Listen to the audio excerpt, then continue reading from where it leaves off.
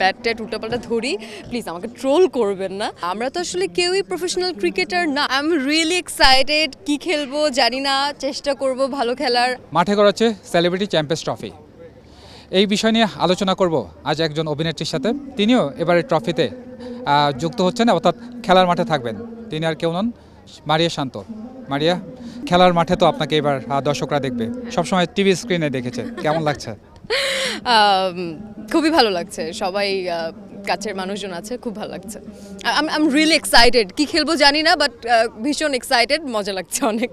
এবার কি মনে হয়, যেহেতু 4টি টিম আছে এবং টিমের মেম্বারের অধিকাংশ হচ্ছে তারকারা, গতবার যেমন 8টি টিম ছিল কিন্তু তারকার পাশাপাশি অনেকেই ছিলেন, কেমন হবে এবার? খুবই ভালো হবে, খুবই ভালো হবে। প্রত্যেকটা টিম অনেক হার্ডওয়ার্ক করছে, সবাই খুব সিরিয়াসভাবে প্র্যাকটিস করছে। দেখা যাক, খুব ভালো হবে। আচ্ছা, এবার একটু কাজের প্রসঙ্গ আসি। কাজ কেমন চলছে এখন? সামনে কোন কোন কাজগুলোর সাথে যুক্ত হবেন? সামনে বেশ কিছু নাটক আসবে ইনশাল্লাহ। আর এখন তো ঈদের সময়, তার মধ্যে ব্যস্ততার মধ্যে হলো যে আমাদের এই খেলাটা হচ্ছে আর কি ঈদের মাঝখানে, তো এই আর কি।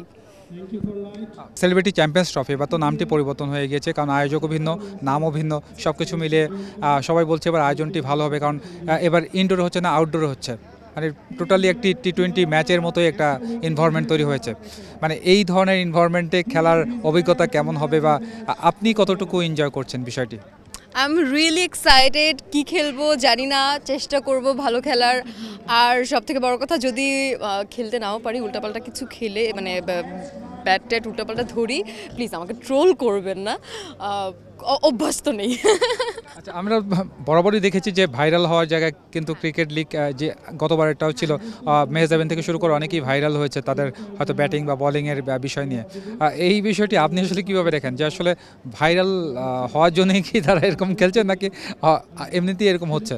ডেফিনেটলি না, আমরা তো আসলে কেউই প্রফেশনাল ক্রিকেটার না, আমরা তো কখনো খেলিনি। হয়তো কয়েকজন ছোটোবেলা থেকে খেলেছে, বাট মোস্ট অফ দ্য আর্টিস্টরাই হলো যে দেখা, মানে ফিমেল আর্টিস্টরা তো খেলেনি। তো ওই ক্ষেত্রে ধরেন যে এটা হতেই পারে, দিস ইজ ভেরি নর্মাল। এটাকে আপনারা খুব বাজেভাবে নিয়ে ট্রোল করার কিছু নেই আসলে। আর ভাইরাল হওয়ার জন্য ডেফিনেটলি কেউ করেনি।